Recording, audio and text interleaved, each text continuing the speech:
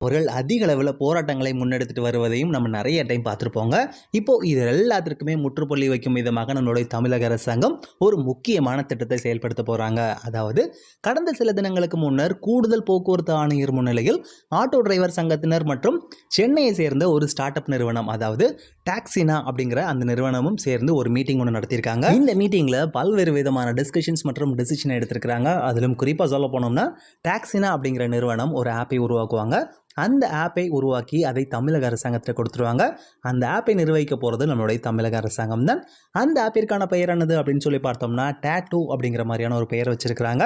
So இந்த ஆப்பில் இருந்து நீங்கள் ஆட்டோ ரிக்ஷாவை எளிதாகவே புக் பண்ணிக்கலாம் அப்படின்னு சொல்லியிருக்காங்க. இந்த ஆப்பினுடைய மிகப்பெரிய ப்ளஸ் என்னவாக இருக்கும் அப்படின்னா, இது டிரைவர்ஸையும் வாடிக்கையாளர்களையும் டைரெக்டாக இணைக்கக்கூடிய ஒரு ஆப் அப்படின்னு நம்ம சொல்லலாம். ஸோ இதில் தேர்ட் பார்ட்டி எதுவுமே இன்வால்வ் ஆகாதனால கமிஷன் அப்படிங்கிற வார்த்தை இதில் இருக்காது.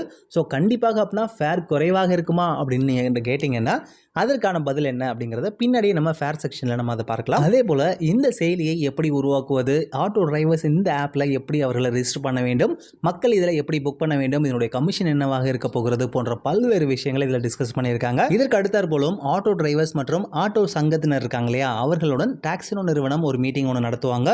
அந்த மீட்டிங்கில் ஆட்டோ டிரைவர்ஸ் என்னெல்லாம் ரெக்கமெண்டேஷன் கொடுக்குறாங்களோ அதை பேஸ் பண்ணி இந்த ஆப்பை அவர்கள் மாடிஃபிகேஷன் பண்ண போகிறாங்க அப்படிங்கிற மாதிரியும் அவங்க சொல்லியிருக்காங்க. ஆட்டோ ஓட்டுநர் சங்கங்கள் நம்மளுடைய தமிழக அரசாங்கத்திடம் ஒரு சில டிமாண்ட்ஸ் வச்சிருக்காங்க.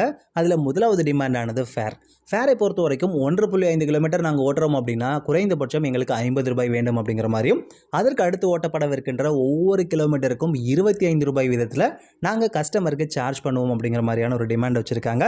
இது ஓலா ஊபரை கம்பேர் பண்ணும்போது அதிகமாக கம்மியா அப்படிங்கிறத நீங்களே பார்த்துக்கோங்க. அதே போல் இவர்கள் மற்றொரு கமிட்டி ஒன்று ஃபார்ம் பண்ண சொல்லியிருக்காங்க.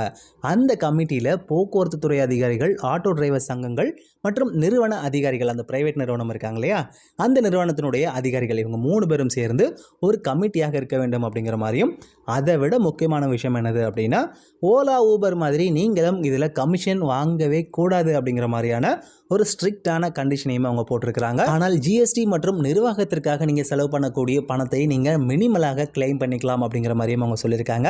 ஆக மொத்தத்தில் இந்த திட்டம் வந்துருச்சு அப்படின்னா இது பொதுமக்களுக்கு பயனளிக்குமா அப்படின்னு சொல்லி கேட்டிங்கன்னா, இது ஓலா ஊபரை கம்பேர் பண்ணும்பொழுது கொஞ்சம் ஃபேர் அதிகமாக தான் இருக்கிறது.